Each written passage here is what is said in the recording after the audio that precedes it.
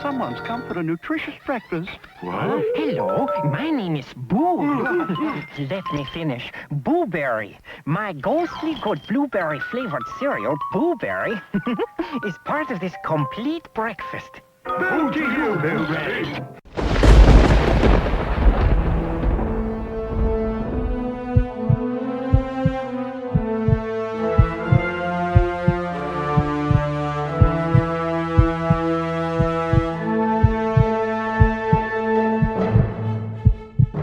Here's Johnny!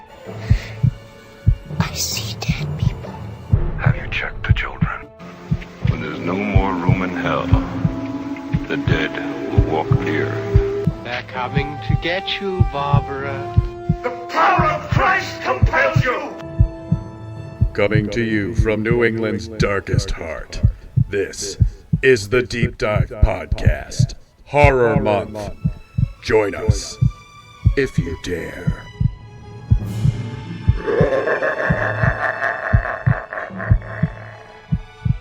Hello, divers, and welcome to the much-anticipated first episode of Season 2. Oh yeah, Season 2 premiere. Thank you for sticking around. My name is Manda, co-host extraordinaire, famed beauty and lover of all things dinosaur, but of course, you've already known that. And with me, as always, is my good friend Tom Feeney, writer for Wang's Chop Movie Magazine, which I believe is now available on Amazon.com. It is. New issue should be coming out later this month. Sweet. Yes. Yeah, so as I said, episode 1 of Season 2. Season 2. I never even thought that we would get this far. It's amazing. I know. The year has 4 seasons.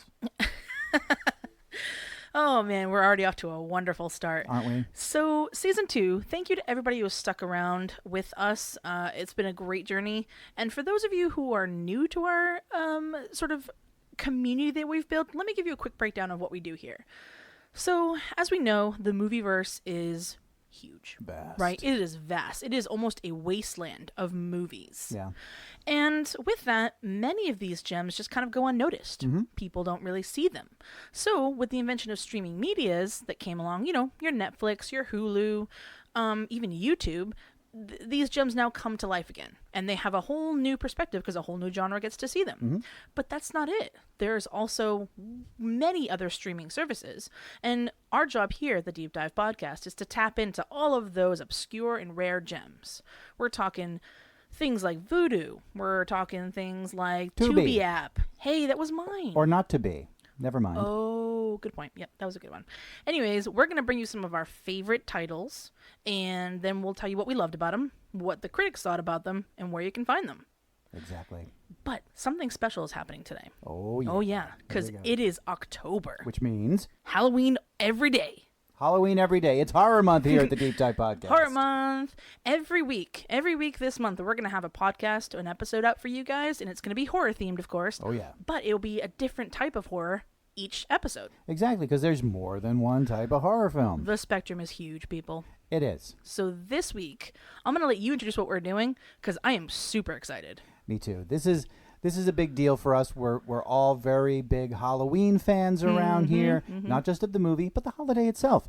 Did you know that the movie Halloween actually was based partly on a holiday that exists?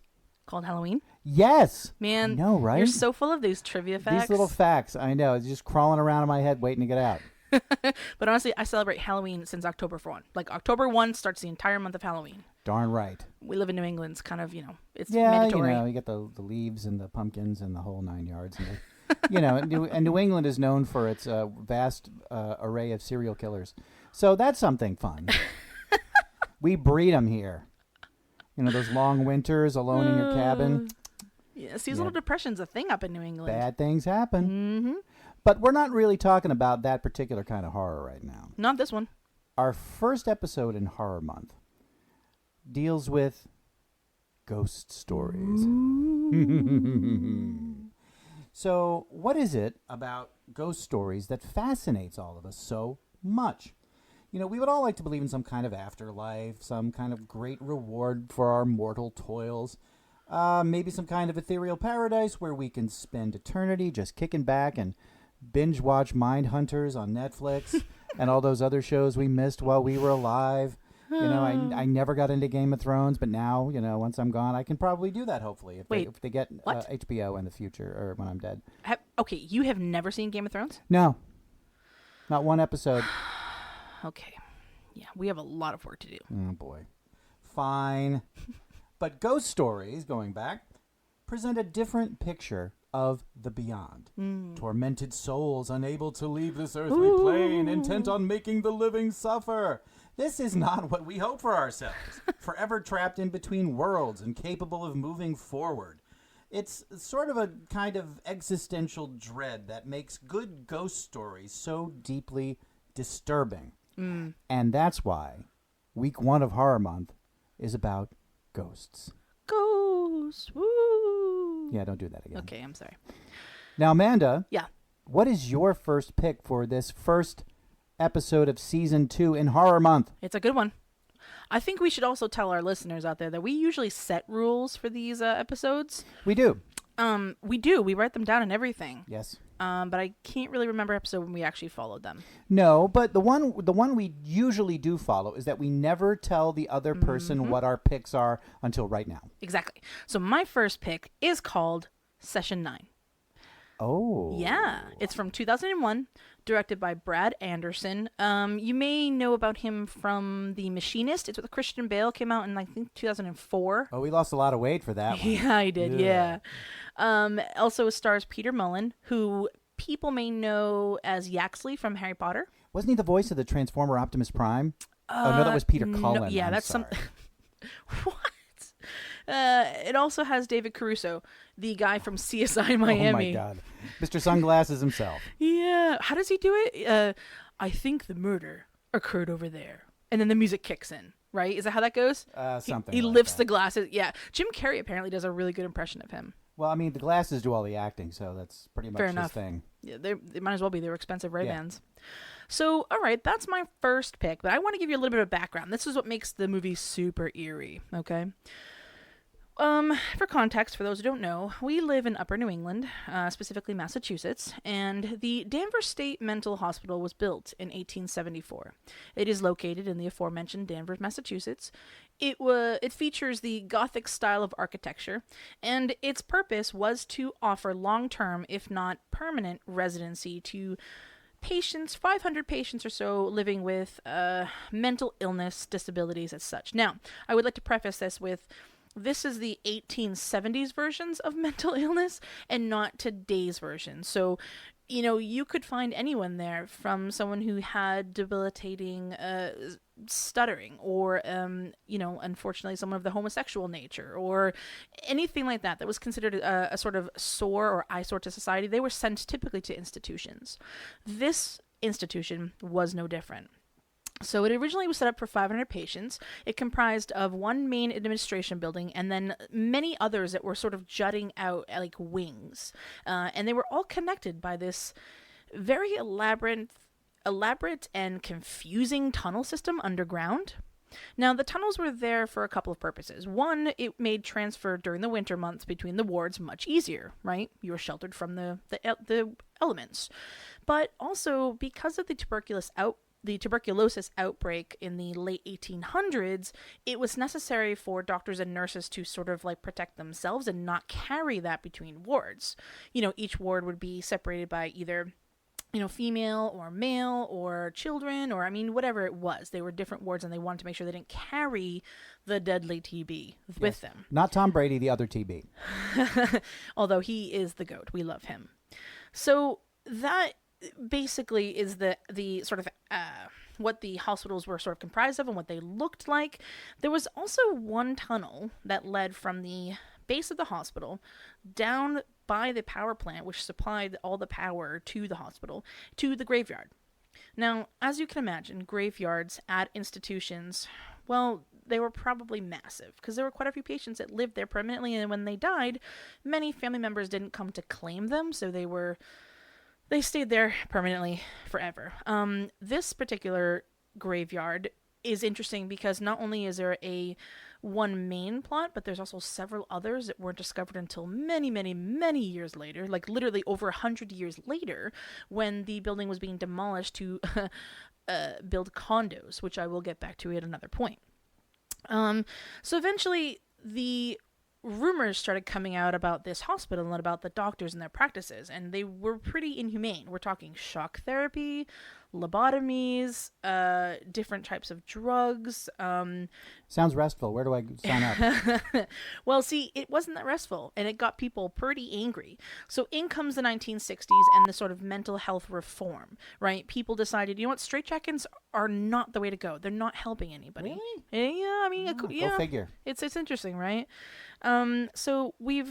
And they decided to do this less ominous version of treating mental health and more of a community-based sort of protocol where, you know, hospitals would take on the responsibility of treating patients, and then they'd be sent to specialists. And, you know, it obviously progressed to modern day where we still have a lot of work to do, but we are light years away from what it was in the 1800s.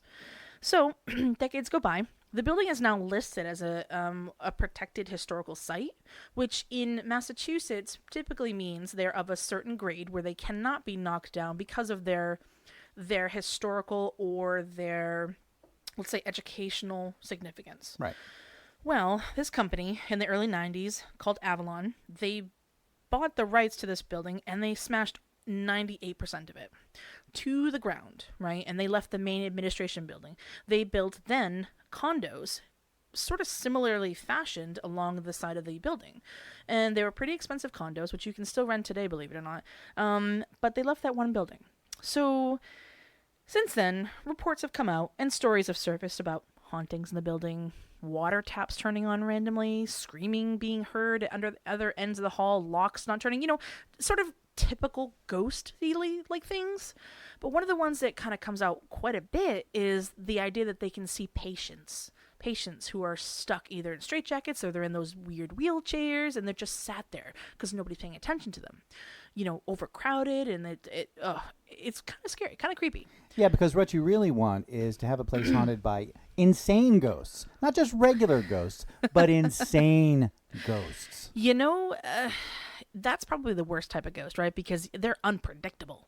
You can think that most ghosts are just going to haunt you because they're either, well, they have nothing else to do, they're bored, or they're angry at you. Right. But the other ones, you just never know. So now, fast forward, now that I've given you that brief history, to my movie called Session 9. It was actually filmed on the site of the hospital, mid-demolition. So that's great because it lends to the character of the movie. And the premise of the movie is that this local asbestos company comes into the old, abandoned, broken down psychiatric hospital to get rid of asbestos, right? That's what they do. Oh, I thought you were going to say the ghosts. Nope. Okay. Yeah, okay. So the asbestos is everywhere, and of course it's super unhealthy, and they want to get rid of it before the construction site really comes in, so obviously so the workers don't get sick. So they hired this local company. It's comprised of several people, including Gordon. Gordon is the main, foreman. He's the cool guy. He has all employees. They do everything. Foreman Gordon? Foreman Gordon. I'm sorry. I just find that funny. That was good. I'm going to carry on as best as I can. Oh. Got to check out these asbestos. Oh. And I got to get construction crews in here by Columbus Day, so you got a guesstimate how long? I've got 4 really good guys. 1 week, we're gone. That's fast. I need the job. So the loonies are outside in the real world, and here we are with the keys to the loony bin, boys. You might actually want to be grateful when you're about to make some decent money. What's the catch? Patricia Willard scandal, 1984. I want you to try to remember what happened 24 years ago. Use your imagination. Here it comes. Gordon and his team come into the hospital, and each person has a unique, fear and characteristic. One person's really afraid of the dark, even though he's an adult male. Not saying anything, but, he's afraid of the dark. One person is just really sad and depressed because he broke up with his girlfriend. Another person is has a gambling addiction. So all these people, these ragtag people, come together to work in this place. So they're digging around and they find a box of tapes. And, not like old school, tapes that you need a record player, but like, modern day tapes, because of course the hospital was in use until like 1990. So there are 9 tapes. Each tape is a session with a person called Mary. Mary's a patient. She's being interviewed by a doctor. And it's pretty clear from the get-go when Gordon, the foreman Gordon, starts listening to them that she has some sort of dissociative personality disorder, like multiple personality disorder. And each session seems to be somebody else talking about something, but it's all concentrated on this one event that happened at Mary's house, where mysteriously her younger brother and her parents were all murdered, and she survived, and she was then, brought to the hospital. So things start happening. Lights flicker, but there's no electricity in the building. One of them goes through one of the tunnels to try and, find something, and they end up finding like tons of gold and silver and a lobotomy tool just kind of hanging out there. Yeah. And then another person gets attacked by someone in the dark, and then they find said lobotomy tool in somebody. And it's just, these things keep happening. And it's sort of concurrent with each session that Gordon listens to. He has no idea that these things are happening because he's got them in his head, he's listening to them, and he's working away, everything like that. But, people start going missing. Oh. So then, as you can imagine, with all the spooky things happening, Gordon starts to pick up on it, and he's like, something is weird here. And in the end, and I really don't want to spoil it because it's one of those psycho thrillers that you have to see. But in the end, you're not quite sure who's actually talking on the tapes. Is it Mary? Is it her other person, quote unquote, Simon? Is it Gordon? That's all I'm going to say. Okay, interesting. But what I want you to know is that it ends in a way that you would not expect. And it's creepy and haunty, and it's a very good film. Nice. So I have a couple of fun facts about it. Oh, please. Yes. The film was actually inspired by a murder that took place in Boston, where the director grew up in the mid-1990s, in which a man supposedly killed his wife, and after she accidentally burnt him with some, like, hot boiling water or something, I guess the person was called Richard Rosenthal, and that was the case, based in the Boston area in the mid-90s. Most of the film was shot in a small section of the asylum because, according to David Caruso, the rest of the building was unsafe for shooting. And they didn't specify why it was unsafe, but it was unsafe. He also claimed that the set didn't need to be dressed because all the props were legitimate props. Yeah. Like the beds, the wheelchairs, the gurneys, all of that. The lobotomy tool? I don't know about that. It was also one of the first motion pictures to be shot in 24 frames per second, as opposed to the regular digital video, which is like 30 frames per second, I think. Wow. Yeah, it's pretty cool. Wow. So to the scores. IMDb gives it a 6.4. Metacritic gives it a kind of a low 58. Rotten Tomatoes gives it a mid 64. I'm giving it a 9 out of 10. Wow. It's a super cult classic film. It takes place somewhere close to where I grew up. It's creepy, and I thought it was just a really good movie. And it led me to do some more research about the tunnel system, and I tell you, you don't want to do that. Yeah. It's got to be a legitimate, literal rabbit hole. Yeah, exactly. So where can you watch it? Right now, believe it or not, it's free on the Stars app if you have a subscription. Also free on Amazon Prime for their horror month. Nice. Yeah. So that's my first pick. That is a great pick. Thank you. Thank you. Very good. Thank you. All right, so my turn. Your turn. So, show of hands. Anybody here a Lord of the Rings fan? Oh, me. Anyone? Me. Anyone? Me. Yes, you over there with the microphone in front of her. That's me. So there are quite a few, I'm sure, Lord of the Rings fans, especially of the somewhat recent series of films based on J.R.R. Tolkien's books. Peter Jackson is a god. Yes, Peter Jackson is a god. He is now, but he wasn't always. Brain Dead was pretty good. What was? Brain Dead? Yes, exactly. Yeah. So that's where I'm going with this, because Peter Jackson, before Lord of the Rings, had a kind of a career as kind of a notorious independent horror film maker. So some of his first films, including Brain Dead, were also films called Bad Taste and a film called Meet the Feebles. Now, which is basically Muppets on acid. Yes. If you also ever did the Frighteners, right? Well, hey. Oh. There you go. Thanks for spoiling my pick. Sorry. Wow. It's a good movie. But I was going to say that, he went on after those kind of independent films. His first his first major motion picture was Heavenly Creatures. Yes, with Kate Winslet. Yeah. Who totally could have made room for Jack on that door. They proved totally. it. Mythbusters proved it. They See did. that? See that? She was so selfish. But anyway, I don't want to get off. I don't want to get off on a tangent here. You don't get upset. I am upset. But anyway. That leads me to the pick that Manda just spoiled.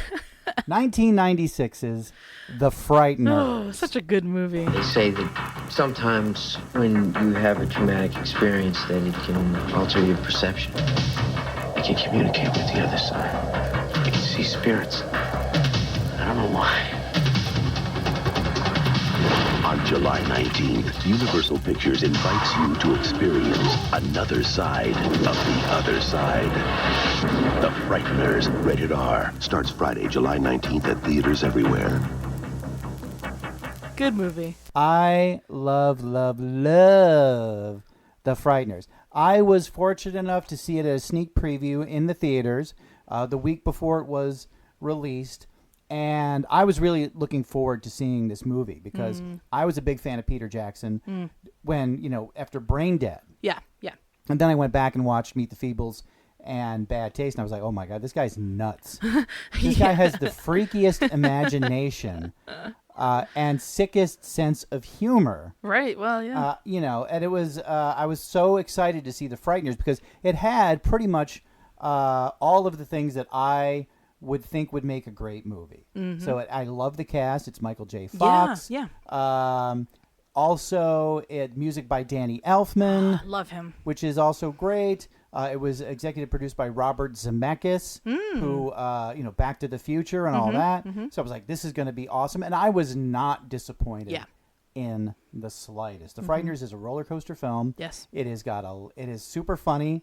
Lots of action, amazing special effects for that time. Absolutely. And it just really is an incredible movie. I mean, it's like, the only way I can describe it is like some weird dream you had after eating too many Totino's pizza rolls at night. And your mind just goes crazy. So in the film, Michael J. Fox is kind of this sort of psychic con man. After an accident in which he almost dies and which actually kills his wife, he discovers that he can communicate with the dead. He can see them, he can talk to them, and they can talk to him. He's Whoopi Goldberg. Yeah. Yeah. You dead, girl. And so what does he do with this newfound ability? Does he help people? Does he want to, help people like, what's her name, the Long Island medium?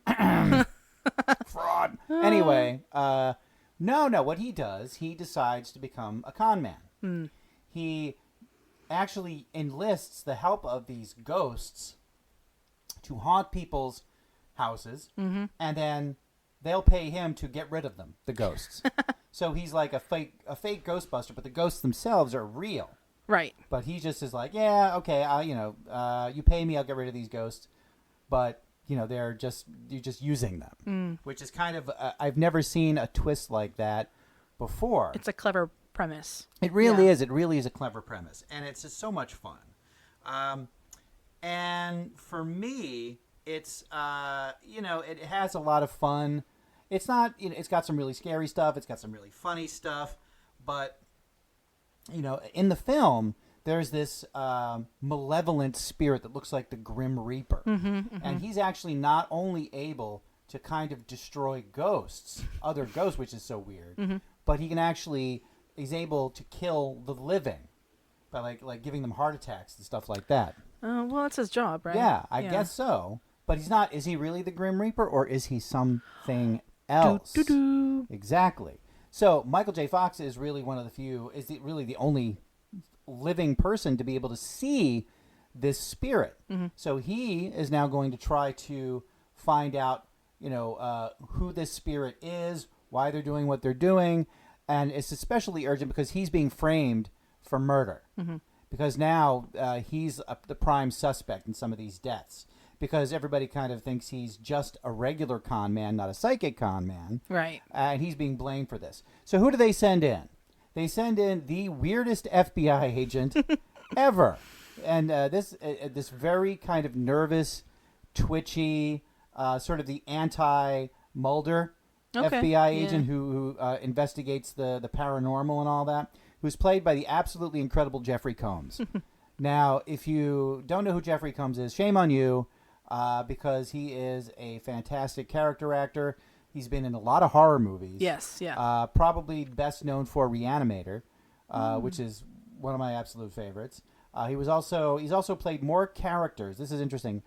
More characters in the Star Trek franchise than any other actor. He has played a number of different aliens on that show. Was he an Ewok? He was not. That's Star Wars. Oh. What did you say? Star Trek? Is there a Yes. difference? Oh, sorry. You're fired. Anyway. I think I just killed Tom. I think you did. You broke me. So, in fact, Jeffrey Combs was, he actually kind of holds a weird kind of record where he played 3 different characters in one episode of Star Trek. Oh, wow. On Deep Space Nine. So he's like the Doug Jones of the 80s. He is kind of like that. Yeah. So, but he's fantastic. He's always good. If you are a Jeffrey Combs fan, this is an aside. One of the kind of lesser-known films, and this is something that we may get into in a future episode, it's an 80s Doctor Strange kind of movie called Dr. Mordred, where he plays a Doctor Strange type character. Oh, cool. And it is so much of a ripoff of Doctor Strange, but this was like 20 years ago. Right. Doctor Strange is awesome. Doctor Strange is awesome, but Dr. Mordred is a fun movie. And it's basically just Doctor Strange. Right. So it's kind of weird that it was like 20 years before the real Doctor Strange movie came out. But anyway, so as I said, there's this evil kind of Grim Reaper type ghost terrorizing this small community, and Michael J. Fox tries to get to the bottom of it. But the real star here in this film are the incredible special effects. There are so many. This film actually had the most effect shots in a film up until that time. Oh, wow. And this was kind of the beginning of Peter Jackson's special effects company. Oh, Weta Workshop. Exactly. So he actually put that together for this movie. Oh. And, of course, they went on to do the Lord of the Rings movies and many others. Yeah. So it was kind of interesting just for that. And as I said before, the executive producer was Robert Zemeckis. And it kind of feels, because he did Back to the Future, directed all 3 Back to the Future movies. Mm-hmm. This film, if you think about it, has that kind of breakneck pace in the final act. Yeah.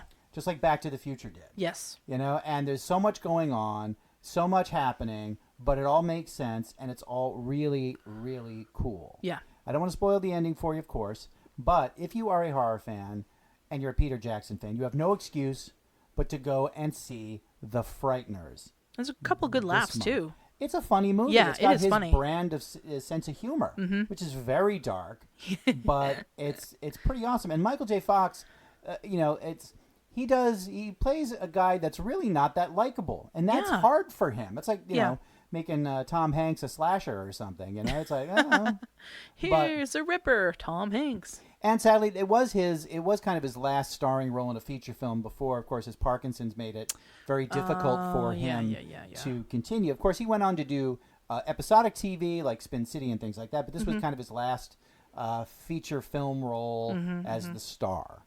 So for that alone, it's also worth checking out as well. So yeah, I really love this movie. I think it's fun.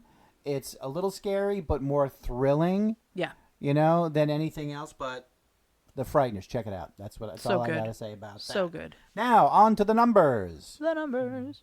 So, it gets a respectable 7.1 out of 10 on the Internet Movie Database. And 63% on Rotten Tomatoes, which I don't think is very deserved. I mean, it's fresh. Yeah, exactly. I think it could be better. Mm-hmm. So, it's available right now if you are a subscriber to Cinemax. And, hey, who knew that was still around? I had no idea.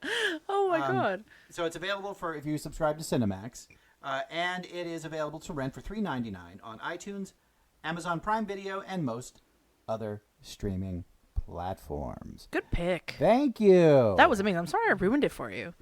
The surprise and all that. Yeah, I'm sorry too. I can't help it that I'm awesome. Okay, so I'm gonna go into my second pick here, which I almost think Yeah, I don't know. It might be my favorite of the two. Really? Yeah. So my second pick is called The Tomb of Ligeia. It's from 1964.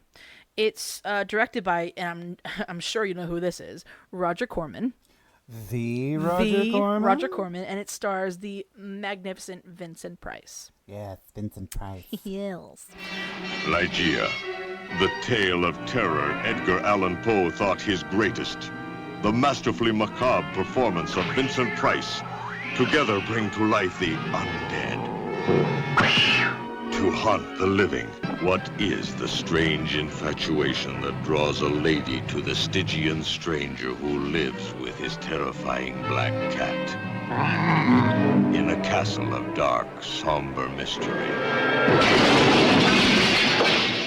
Seeing you and seeing her. Yet when you thought I was LIGEIA, you tried to attack me. You must trust me. Give over your will to mine. No harm will come to you. Give over your will to mine. So, again, a little bit of a backstory here. Edgar Allan Poe, quote the Raven Nevermore, he's pretty synonymous with creepy, Victorian-era weird poetry. Yeah, I know the Popo. Also being, like, super doped up on, like, heroin and stuff while he's writing. He was emo before emo was cool. Yeah. So, Poe originally wrote the short story called Ligeia in 1838. It tells the story of an unnamed narrator and his first wife. She was a great beauty. She was elegant, she was demure, she had raven-colored hair. She was not the normal for him, because of course we can infer from his second wife that he was not like her. But she also possessed a lot more knowledge than maybe that was expected of her in the 1800s. She had what Poe sort of describes as a hidden metaphysical knowledge, implying to the reader that she could, of course, commune with the spirits, etc. His wife also wasn't a fan of the sort of widely accepted Christian religion, and she would very often spout some sort of anti-Christian rhetoric, which, although it frightened the narrator, he loved her immensely, and he just fell into such a deep mourning when she died that he didn't even think anything of it. These sort of like rantings and ravings that she would sometimes go through, he just kind of left it to her, one of her quirks. So she unfortunately fell ill, and she died rather quickly. He felt the need that he must get married again. Despite being in terrible mourning, he had to get married again. I guess that was expected of a Victorian man, I don't know. But the second wife, basically a 180 from the first. She was loud, obnoxious, she had blonde hair, she was everything that was probably the common and the norm back then. But he married her because, for whatever reason, that's what he felt like he had to do. Yeah, they called it the Victorian secret. Oh, that was that was good. Yeah, that was good. Okay, so the narrator marries the woman, and she too falls suddenly ill and passes away.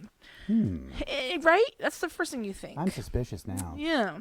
So the narrator decides this time, a second wife has passed. I'm going to spend the night with her, and in the morning, of course, the folks will come to take her away, and we'll begin this process again. But something odd starts happening. The body seems to revive itself for a quick few moments, and then it dies all over again. And this keeps happening in succession, like consistently, incessantly waking up, dying again, but for longer periods the next time, waking up for 5 minutes this time, dying for 5 minutes. And so it keeps happening until eventually he thinks that he has just gone insane. He closes his eyes for a moment, and when he opens them, it's his first wife staring back at him, alive, breathing, and speaking. Oh boy. Weird, right? So the poem or the short story ends with the idea that they, I don't want to say live happily ever after, but it ends. So we're not sure if the narrator was dreaming or, was just really, really, off on his head on something, or if it was just Poe being weird. But that's where it ends. Now, the movie of a similar title, it doesn't really follow that plot too closely because, of course, there isn't much substance there. It was maybe 2 or 3 pages worth of story, and it's a pretty clear cut. Wife dies, gets married again, maybe possesses the next wife, that kind of thing. But Vincent Price, who is well known for being the horror guy, right? He plays the character of the narrator now called Verdun Fell. He's a deep, mournful character, and if nothing else, finds himself in the rhythm of life when his first wife dies, and then he must marry again. His second wife, of course, being the polar opposite, and that's kind of where the similarities end. The film takes the idea that LIGEIA's ability to commune with the spirits is more malevolent than really let on in the beginning. So in this movie, she can possess things. She's already passed away, but she's possessing things. Most notably a black cat. I should mention that it's 1964, so it's not necessarily in black and white, but the color scheme wasn't all there. It made it a little bit more creepier. So I'm going to assume it was a black cat, but regardless. And somehow the character that Price is playing knows it's his wife, and they're able to kind of have these weird staring contests, and like somehow he's like, that's my dead wife, and she she possessed that cat and whatever. The cat then attempts to murder the second wife, and he has to get into this epic battle with the cat. I'm not even joking, where there are claws and there are retractable things and there's strangling, and it's a whole big thing. But eventually the cat passes away, or the spirit kind of is ejected from the cat. It's unclear. But she's presented as this vengeful, maniacal ex-wife who's jealous, and in her lust to punish the new wife for taking her place, quote unquote, nearly kills Vincent Price. So the movie is pretty short. Like I said, it drops off the plot, and it definitely takes creative license from the Edgar Allan Poe premise, but it's pretty good. It's actually not that bad of a movie. It was filmed in the UK. It's an American-based company filmed in the UK, which, by the way, during research, I found out that was pretty much the norm. So when you're looking to make a short sort of horror film in a short amount of time, you kind of had to go where there were a lot of, I guess, backdrops that would make sense. So this one was filmed in 25 days in the United Kingdom. And I think it was only about a little over an hour long, so it's not very long at all. But it was a very good movie. I thought the costumes were pretty good. The second wife, as obnoxious as she was, probably did her job really well, because I was annoyed by her. But it's really good. To the scores, IMDb gives it a 6.6, so not the greatest, but it's made up for on Rotten Tomatoes, which gives it an 82%. Wow, pretty high up there. That's Yeah, pretty impressive. Yeah, I'm giving it a 7.5 out of 10.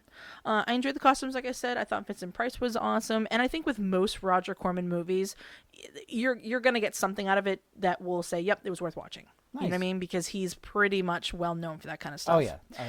So where can you watch it? You can rent it for $2.99 on Vudu, and you can also buy it for $12.99 on Vudu. Vudu is the only subscription service right now that is carrying it, but like I mentioned in a couple episodes before, Turner Classic Movies typically has a rotation of these things, and it has been on that channel in the past. So I recommend certainly downloading the TCM app. Yeah. And then when they have their horror, Halloween, spooky rotation, you can get notified, and then maybe this will show up. Very nice. Yeah, so that's my I like second it. pick. Very cool. Thank you. All right, so strap yourselves in, divers. Things about to get all crazy in here. Uh-oh. My second pick has to be one of the most visually inventive, narratively insane movies I have ever seen. And that's saying I was going to say, that's saying a lot for you. I've seen a lot of garbage. But I've also seen a lot of really great, crazy movies. Right. So, I present for your viewing pleasure the 1977 Japanese horror flick HAUSU, which also means house. Oh, okay. By the way, just so you know. Not a big difference, but still, it's important. HAUSU, house. House, like the Doctor House. I'm going to just have a disclaimer here. I will not do this movie any justice by describing it or trying to describe it, because it's almost impossible to do so. What? But here we go.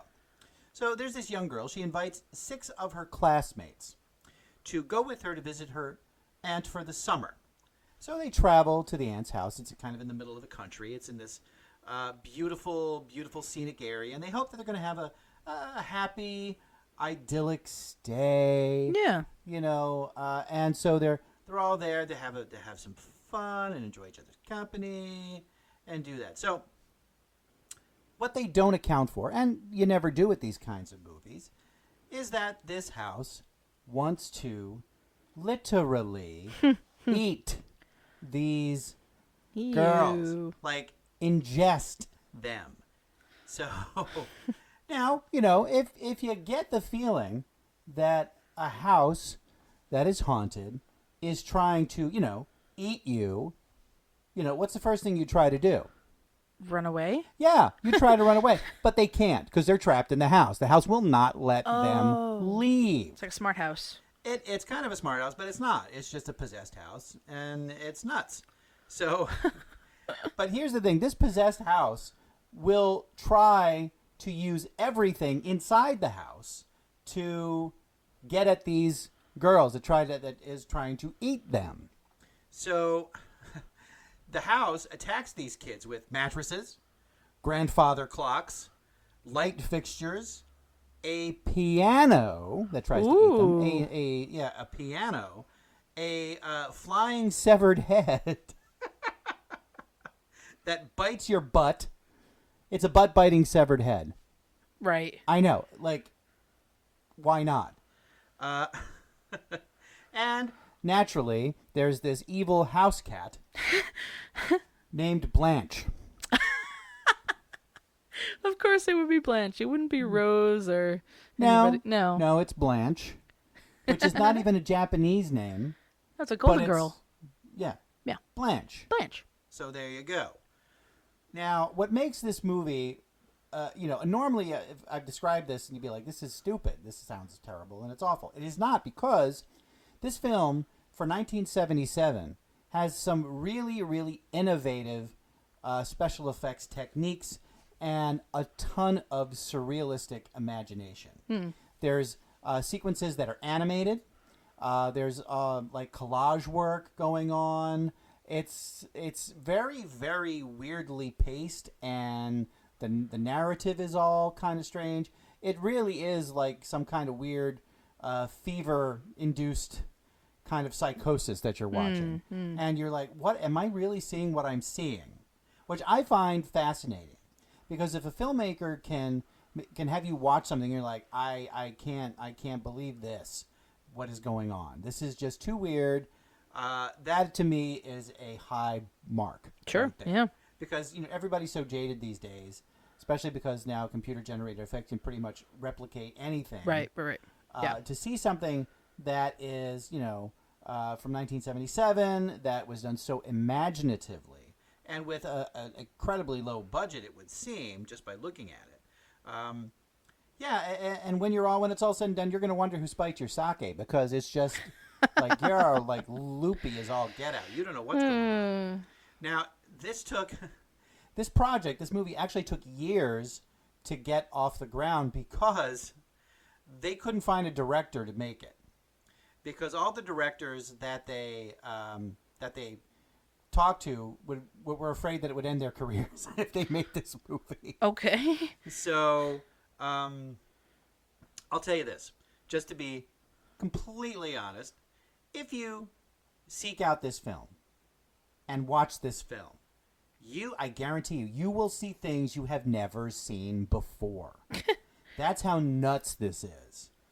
If for no other reason, watch it because it will show you things that you've never experienced. Mm-hmm. And that's a lot right there because it's so imaginative. It will mess with your perceptions of reality. That's how intense this is. So I highly recommend HAUSU, and it's spelled HAUSU. It actually gets, for the scores, 7.3 out of 10 on the Internet Movie Database, and a whopping 90% on Rotten Tomatoes. That's how amazing this film is. 90%. So, where can you see this amazing piece of cinematic weirdness? If you subscribe to the streaming Criterion channel, which is available on several streaming boxes, including the Apple TV. And if you're familiar with Criterion, that company puts out very high-quality DVDs with all kinds of special features, commentaries, documentaries, that sort of thing. So they have made a career for decades out of taking important films and giving it the best possible treatment. Yeah. When they're released. So now they have a streaming channel, which is pretty cool. So the Criterion Channel, it's on the Criterion Channel, and it's also can be rented on iTunes for $3.99 or Amazon Prime Video for $2.99. That's not bad. It is not bad, but I'm telling you, don't take anything before you see this. You won't need to. Let me just put it that way. Well, it's one of those things that, like, sometimes these movies are so obscure that they're not accessible on the typical, channels. So it's nice that they have a sort of inexpensive way to watch this and then not have to buy it and have your house possessed because you bought it. Or repossessed, you mean? Oh, yeah. Ba-dum-bum. Very good. All right. Good one. Manda. Yes. Do you have any honorable mentions? Yes, I do. You know I do. Let's hear them. So the first one I think you should check out is called The Haunting. It's from the 70s, right? And it's based in Massachusetts. Well, it's based about a house in Massachusetts. Aren't they all? It is. And it's kind of like our own New England take on the Westchester house. You got to watch it. It's the house that goes nowhere. With the staircases into nothing and the doors, and she was a bit creepy, but it also brings me to my next one, which was a movie that recently came out with Helen Mirren about that specific woman, and for the life of me I can't remember it, but I will figure it out and we'll put it on our website. Okay. And it explores just her sort of insanity after her husband passes away, and she believes she's being haunted by all the victims of this gun that he made. Wow. So, yeah, good to go. Yeah. Do you have any honorable mentions? I do have a couple. Sweet. One of my favorite ghost-type films from the past couple of decades is The Others with Nicole Kidman. Oh, yeah. This is one of those that has like a really major twist at the end, so I'm not going to reveal it. Yeah. But basically, it's a haunted house movie where Nicole Kidman and her children are experiencing some very unusual phenomena while the husband is away at war. So very atmospheric, very well made, very creepy, and like I said, fantastic kind of a twist ending that you really kind of don't see coming. So I highly recommend that. Also, when it comes to some more mainstream type of ghost movies, some of them that I like to talk about, Beetlejuice. Yeah. One of my favorites. You don't normally think of that as a ghost movie, but it really is. Poltergeist. Okay. The original. Yeah. Oh, so good. Okay, here's one. It's a ghost movie, but you wouldn't necessarily think of it that way. Coco. Oh. From Pixar. Yeah. I have never seen it. It's so good. Yeah, you will I've cry. heard that. I've heard that too. It's so good. It's it called really Winchester, by the way. Winchester. That movie. Yeah. Okay. There you go. That makes sense. Yeah, because the whole gun thing. Yeah. But I have never seen Coco. It's on Netflix. You got to see it. It's real. I mean, it's a Pixar movie, so they're going to pull the heartstrings. But it's just so well done, like all the Pixar films. They really are. Yeah. It's got a lot of heart, and it's so sweet. So you got to check that out. What about Ghost Ship? Ghost Ship. Yeah, have you seen that? It's the one where the front of the cover is like almost looks like Titanic, although it's not Titanic. It's like a cruise ship. Like a cruise ship with a skull. Yeah. They made a second one too. Don't watch the second one. Only the first one will do. Ghost Ship. Ghost Ship. Yeah. Okay. Very good. Yeah, we got some good stuff. Yeah, we do. So do you have any shout-outs for this episode? Well, first off, I mean, the week that we are posting this, we are being featured as like a podcast of the week on Podbean, which is our provider. Yes. So I would very much like to thank the folks over at Podbean for being gracious enough to do Absolutely. that. It has already had a huge impact on our listenership. Yeah. And we could not be thrilled. We hope that all of you new listeners who are joining us will, subscribe and keep listening. We really want to hear from you. Absolutely. So absolutely, thank you to Podbean. And thank you to all the people that have discovered us through Podbean. Absolutely. And hopefully you'll continue to do so. Absolutely. I would like to say hello to all of our listeners from last season, all the great comments that we get on Instagram. Our Instagram is pretty active. We post quite a bit on there, snippets from our new shows. We post some videos, some stories. So hello hello to everyone on the Instagram world. I'd like to say hello to the folks over at the Belligens podcast. Oh, yes. Oh, yes, and we have some little bit of a news regarding them. We are going to have them as our first guests. That's right. So cool. We're going to have them on an upcoming episode. I'm not sure if we've decided which one. Have we decided which one? Yeah. Oh, yeah. The Classic Monsters. Classic Monsters, yes. The Classic And so Monsters. we're talking, Dracula, Frankenstein, the Mummy, all of that. But they're going to be our first guests. It's going to be so cool. So hi to those guys, and thank you for agreeing. And now that you've agreed, you can't get out of it. That's right. And we are going to install a censor button. Yes, we get to have our we get to have our own sound effects, but it'll be for bleeping. Yes, basically. Yeah. Okay. Anyways, so hello to some of our fans, our friends, Mason, Raven, Wayne, Ian, and Sarah. Thank you so much for your recent comments and for following us on Instagram. Yeah. So that's pretty much what I got. All right. So now to recap our picks for this episode. For myself, my first pick was The Frighteners, starring Michael J. Fox. So good. And the Japanese surrealistic horror film HAUSU, and they are both available to rent on most streaming platforms. Manda. And my picks were Session 9, starring Peter Mullen and David Caruso. You can find those on Vudu. And my second pick was The Tomb of Ligeia. You can find that currently on Amazon and on Vudu. Fantastic. All right. Well, that's going to wrap it up. It was a good episode. I think so. It was the best one we've had for season 2. Did you hear that?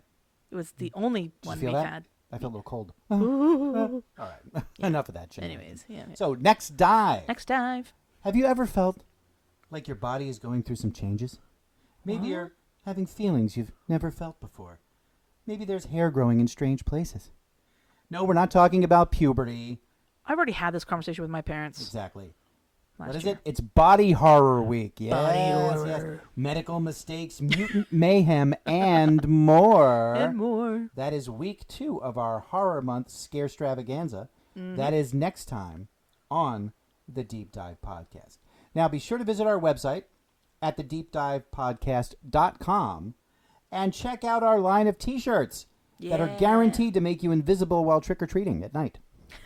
And they will cover some parts of your body. Exactly. Which is, legal. That's our guarantee from us to you.